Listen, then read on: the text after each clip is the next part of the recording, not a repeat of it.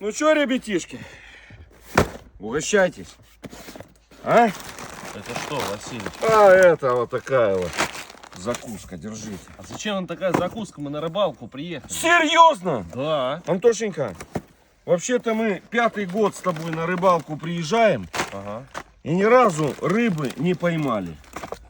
Поэтому не будь таким оптимистом, Антошенька. Ну ты и пессимист, Василий. Я практик, Антошенька.